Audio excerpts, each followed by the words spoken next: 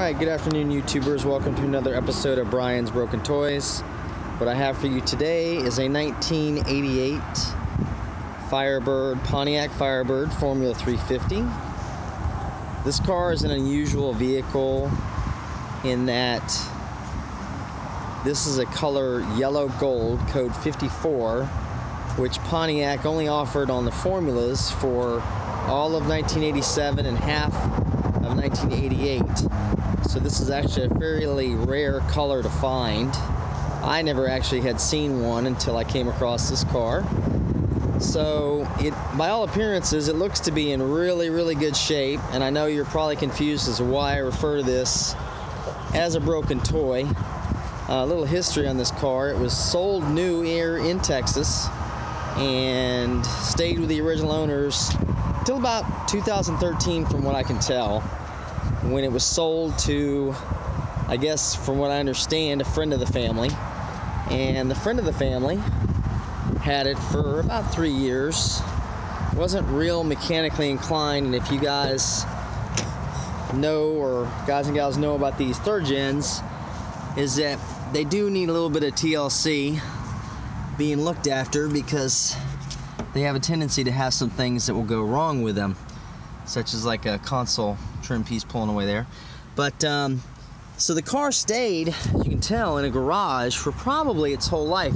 This car actually has, and I'm not lying, I'll show you so you can see, 165,000 miles, believe it or not.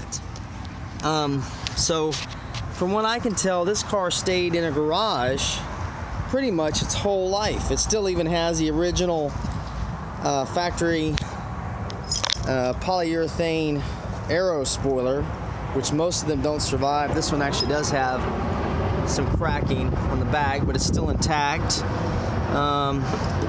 Everything is here. This car is pretty much dead stock and original. And again, you're probably asking at this point, what are you talking about? There's nothing that really looks wrong with this car. So I'm going to show you here in a second. So what happened, once the second owner got a hold of this car, he drove it around for a while, had some fun with it, and then this car had suffered what all of them have from this era. The third gens are quite famous for it, is the smog pump locked up on it. Alright, now ordinarily that wouldn't be a big deal. You would just stop driving the car and move on your way. But unfortunately, this guy may not have been aware of what was going on and decided to keep driving the car.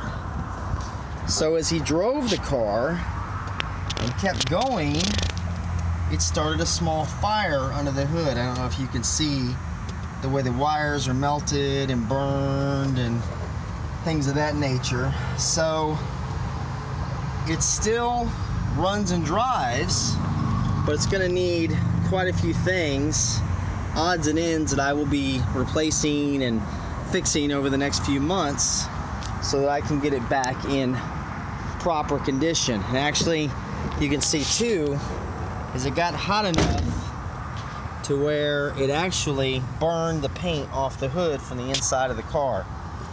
So what I'm dealing with now are primarily some electrical issues and some other things, but we will get those handled and get back to you on our next installment until we figure out how we're going to address all the issues on this car.